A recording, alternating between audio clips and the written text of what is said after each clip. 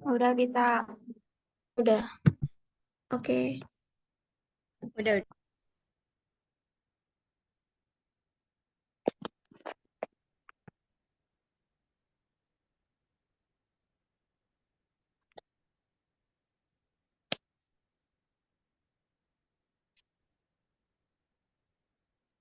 Langsung mulai aja kali ya.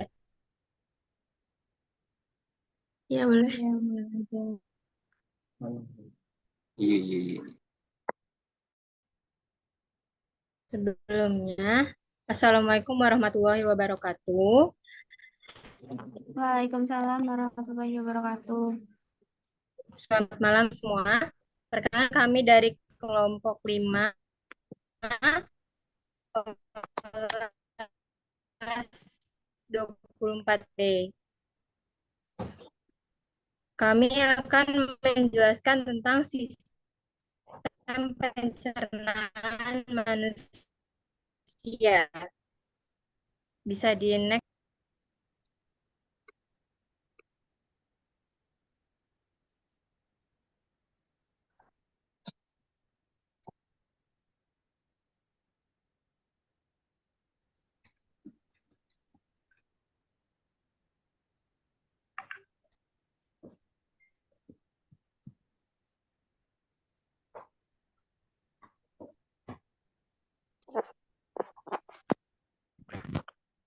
Sudah ke next belum ya? Soalnya aku belum ke next.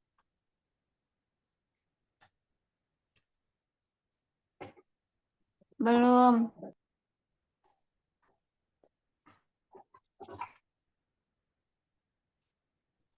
Evita bisa di next.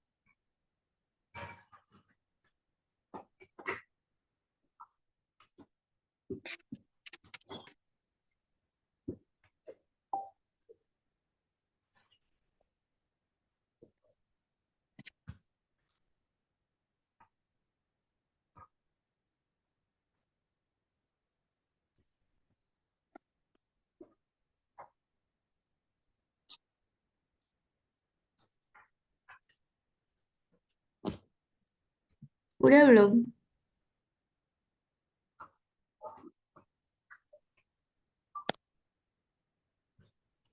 Belum.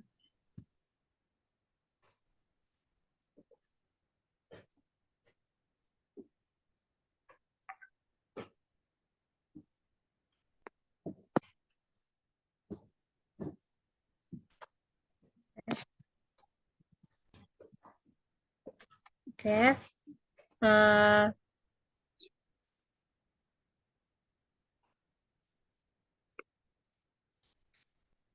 Selanjutnya, perkenalkan Kak, ini ada anggota kelompok kami.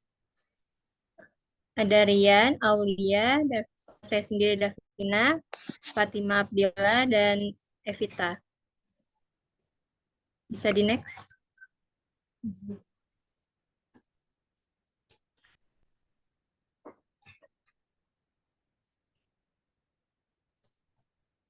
Oke, selanjutnya ada bahan pembahasan.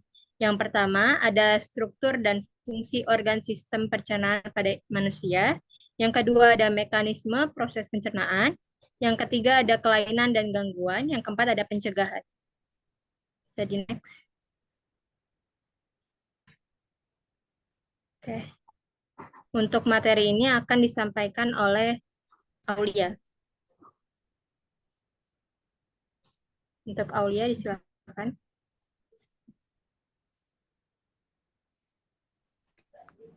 Sebelumnya, apakah kedengaran suara saya? Kedengaran. Saya di sini akan menjelaskan tentang sistem pencernaan. Apa itu sistem pencernaan pada manusia? Sistem pencernaan pada manusia adalah rangkaian organ yang berfungsi untuk mencerna makanan dan minuman, serta menyerap nutrisi dan energi dari keduanya. Organ-organ tersebut bekerja sama untuk menghasilkan nutrisi dan energi yang dibutuhkan tubuh, serta membuang limbah padat berupa feses. Organ organ organ-organ pada struktur dan fungsi organ sistem pencernaan pada manusia, yaitu ada mulut, tempat dimulainya sistem pencernaan, di mana makanan dan minuman diterima. Mulut terdiri dari gigi, lidah, air liur, dan kelenjar ludah. Selanjutnya kerongkongan. Saluran yang menghubungkan mulut dan lambung. Kerongkongan merupakan saluran dengan panjang sekitar 25 cm yang berfungsi untuk menyalurkan makanan dan minuman dari mulut ke lambung ke dalam lambung. Di saluran ini terdapat otot berbentuk cincin yang disebut lower esophageal sphincter. Otot ini berfungsi untuk memastikan makanan atau minuman yang sudah mencapai lambung, tidak naik lagi ke kerongkongan atau mulut. Bisa next. Selanjutnya lambung. Kantung yang terletak di sebelah kiri rongga perut yang berfungsi mengoyak makanan menjadi seperti bubur, serta perlahan-lahan mengosongkan isinya ke dalam usus kecil. Selanjutnya usus halus. Saluran yang bertanggung jawab menyerap nutrisi makanan. Usus besar yaitu sebelumnya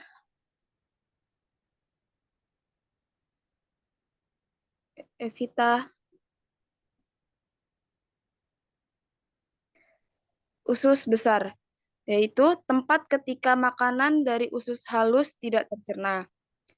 Kemudian anus, yaitu saat rektum sudah mulai penuh, otot-otot di sekelilingnya akan terangsang dan lubang pembuangan feses.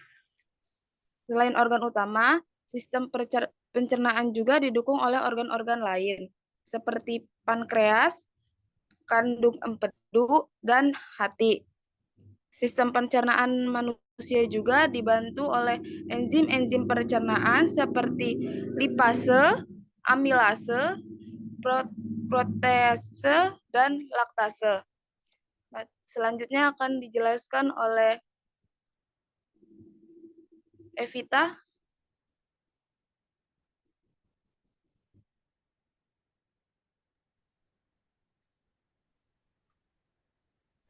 Oke, materi selanjutnya kita. Oke, untuk mekanisme proses pencernaan akan dijelaskan oleh saya. Yang pertama ada mulut.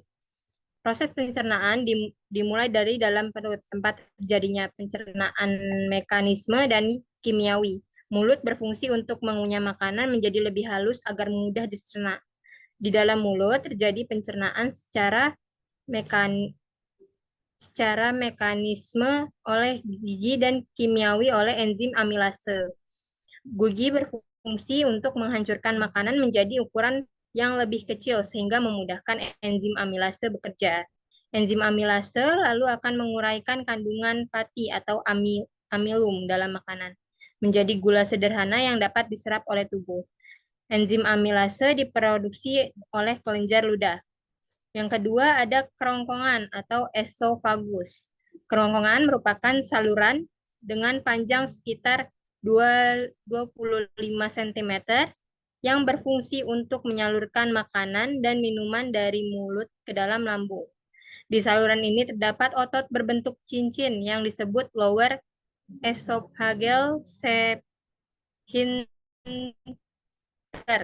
Otot ini berfungsi untuk memastikan makanan atau yang sudah mencapai lambung agar tidak naik lagi ke kerongkongan atau mulut.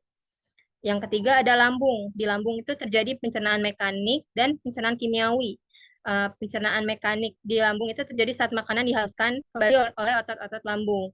Otot-otot lambung itu memiliki 3 fungsi utama dalam sistem pencernaan. Yang pertama, menyimpan makanan dan cairan yang tertelan. Terus mencampur makanan dan cairan pencernaan yang diproduksi. Terus serta perlahan-lahan mengosongkannya ke dalam usus kecil. Sementara itu, makanan yang mengalami pencernaan kimiawi itu akan dicerna oleh enzim dalam getah lambung. Getah lambung sendiri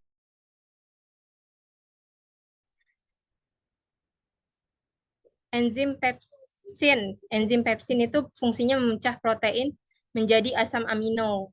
Yang kedua ada enzim renin, enzim yang berfungsi untuk mengubah protein menjadi kasein. Yang ketiga ada asam klorida atau HCl, asam yang berfungsi untuk membunuh kuman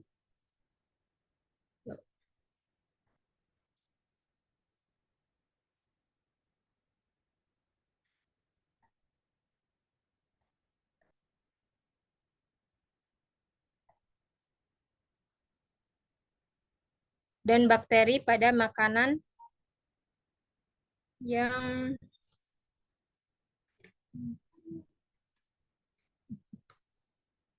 mengubah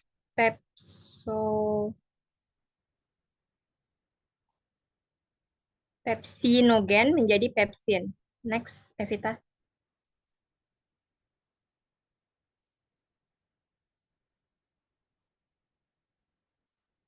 Yang keempat ada pankreas. Meski tidak dilewati oleh makanan, masih sebelumnya Evita.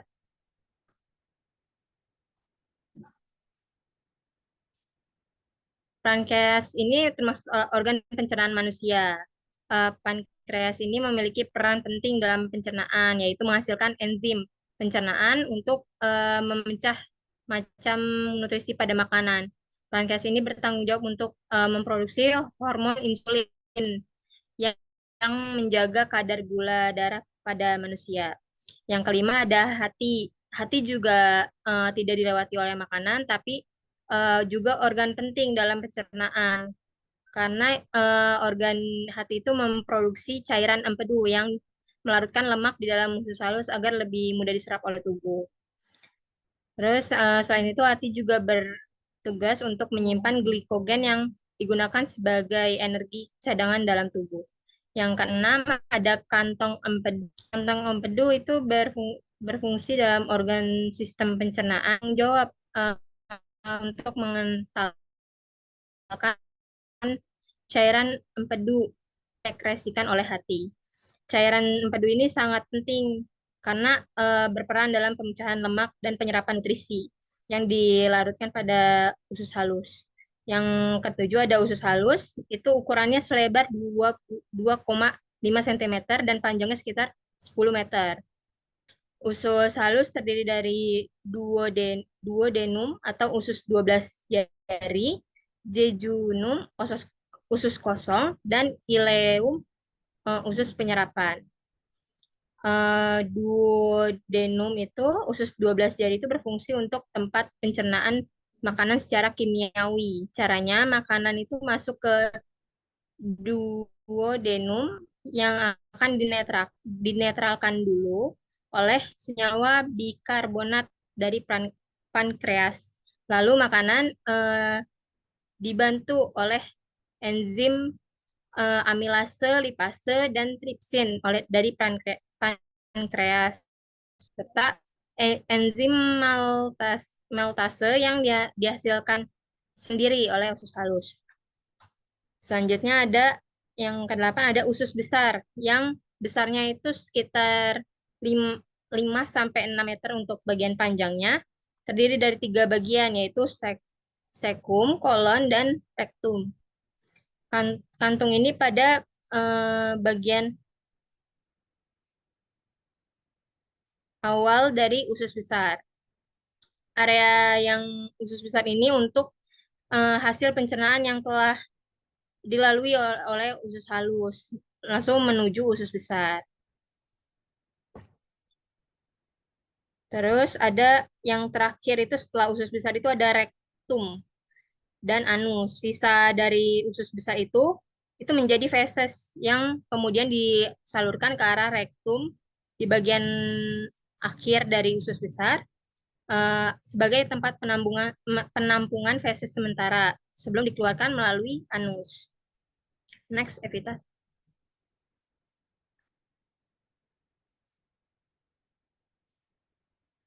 Oke, bagian kelainan dan gangguan akan dijelaskan oleh Evita.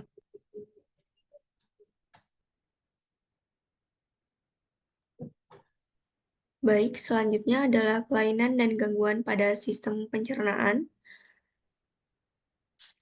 Ada beberapa macam gangguan pencernaan yang umum terjadi pada manusia, yaitu sebagai berikut.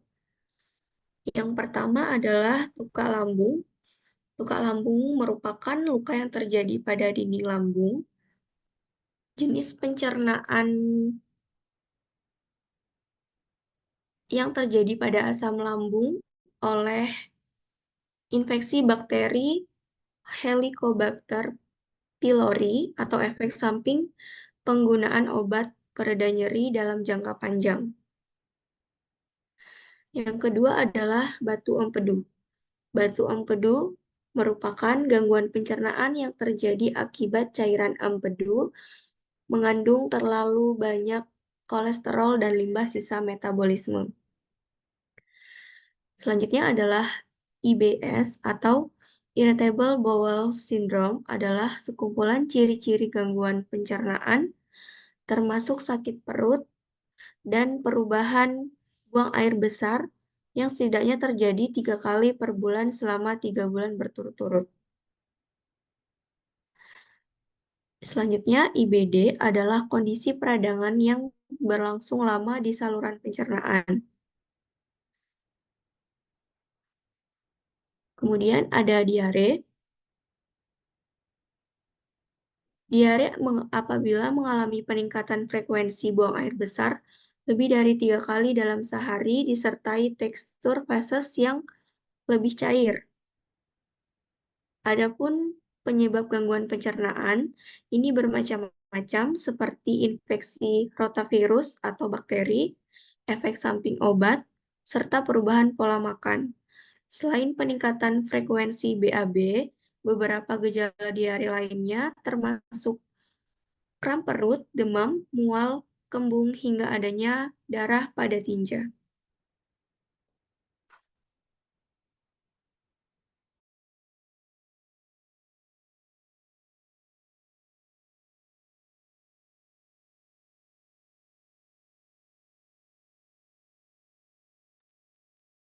Oke, untuk selanjutnya dilanjutkan oleh Rian.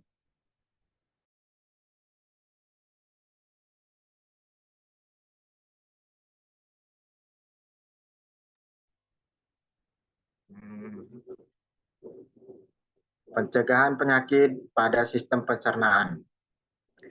Ada beberapa cara untuk mencegah gangguan pada sistem pencernaan, yaitu pola makan. Konsumsi makanan bergizi yang kaya akan serat, vitamin, dan mineral. Hindari makanan yang tidak sehat, seperti makanan pedas, berlemak, dan bergas. Minum air. Minum air yang cukup. Olahraga.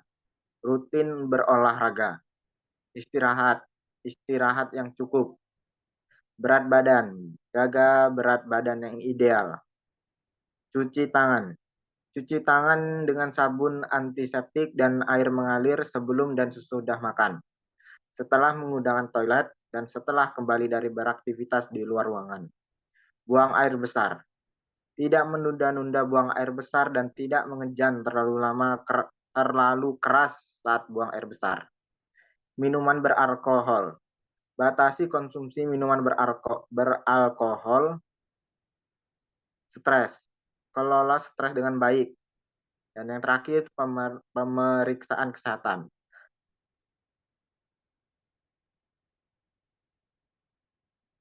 Terima kasih. Oke, dari presentasi kali ini ada yang ingin ditanyakan terlebih dahulu dari bagian PPT?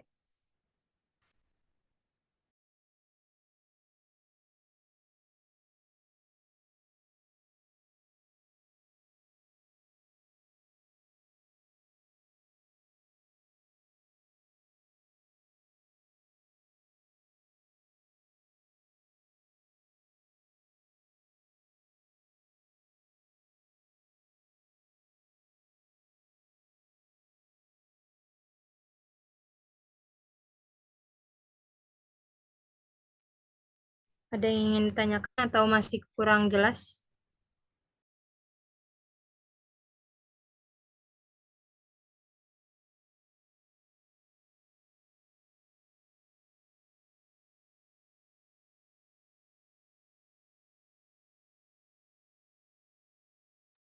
Oke, Rasya, ada yang ditanyakan? Sebelumnya izin memperkenalkan diri, saya M. Rasya Zahran Rufli dari kelompok 3.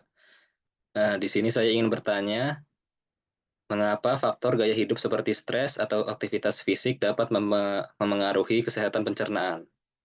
Terima kasih.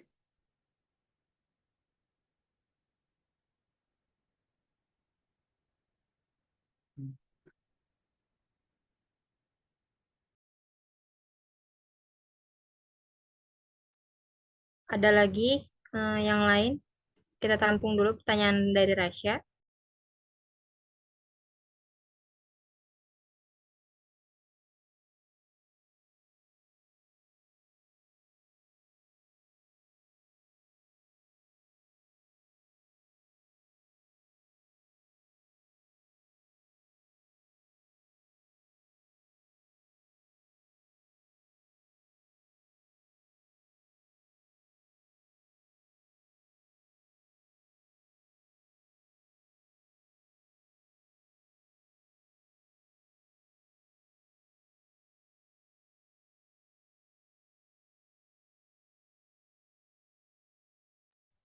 Ada yang ingin ditanyakan lagi?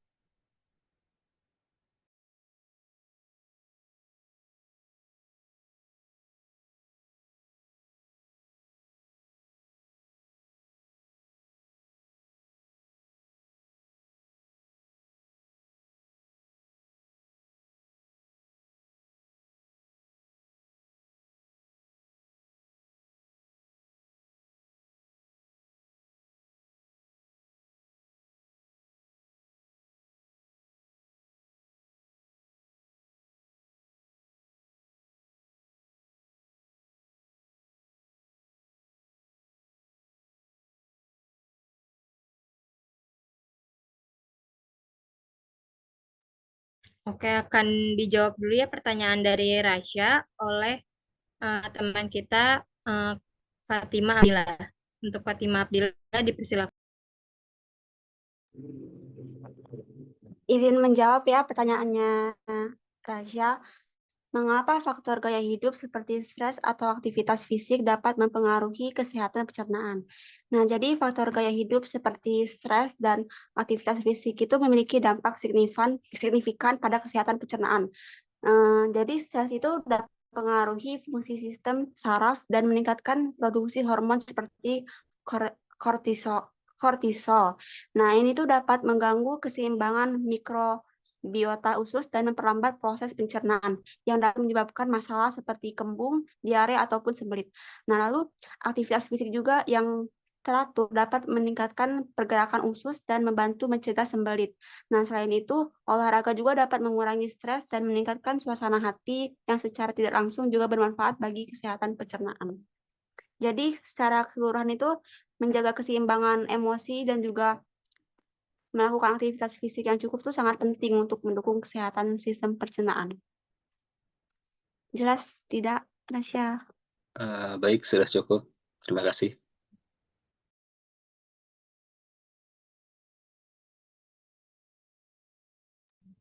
Ada yang mau nanya lagi nggak? Ada yang ingin ditanyakan lagi?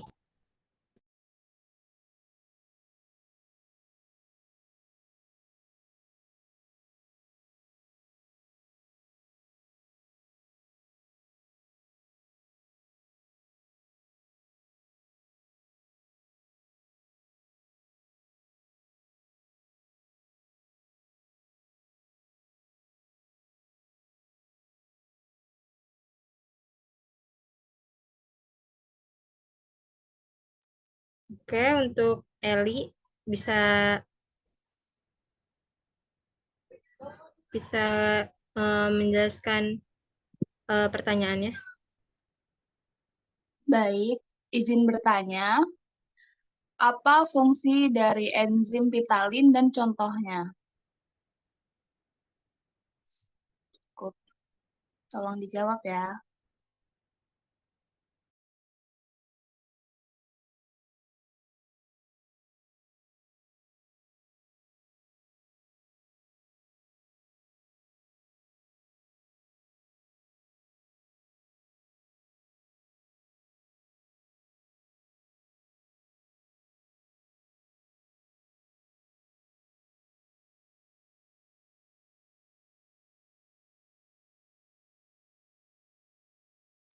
Oke, untuk pertanyaan dari Eli akan dijawab oleh rekan kami lagi, Fatima Abdillah. Untuk Fatima Abdillah dipersilakan.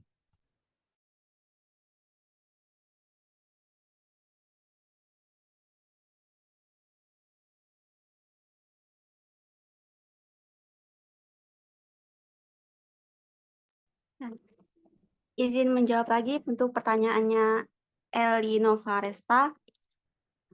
Apa tadi? Sama-sama. Apakah fungsi dari enzim tialin dan bagaimana contohnya? Jadi enzim tialin itu salah satu fungsinya itu untuk membantu pencernaan pati di mulut. Lalu menghidrolisis pati menjadi maltosa, isomaltosa, dan dextrin batas. Juga membantu tubuh menyerap nutrisi dan mengubahnya menjadi energi. Itu juga enzim tialin juga berfungsi mengubah zat tepung atau amilum menjadi gula yang yaitu maltosa dan glukosa. Nah, contohnya sendiri itu kalau kita biarkan nasi dalam mulut, yang mula-mula itu kan rasanya tawar. Nah, lama-kelamaan kan rasanya bakal kerasa manis. Itu dari enzim tialin. Sudah jelas belum, Eli? Sudah jelas, Fatima. Terima kasih. Oke. Oke, untuk pertanyaan dan presentasinya kita akhiri. Untuk PPT akan di-share ya teman-teman semua di grup. Oke, kami dari kelompok 5, mohon maaf jika ada kekurangan dari presentasi kami. Kurang lebihnya mohon maaf. Terima kasih teman-teman semua yang sudah join dan berkenan untuk memberikan pertanyaan. Assalamualaikum warahmatullahi wabarakatuh. Selamat malam semua. Waalaikumsalam warahmatullahi wabarakatuh.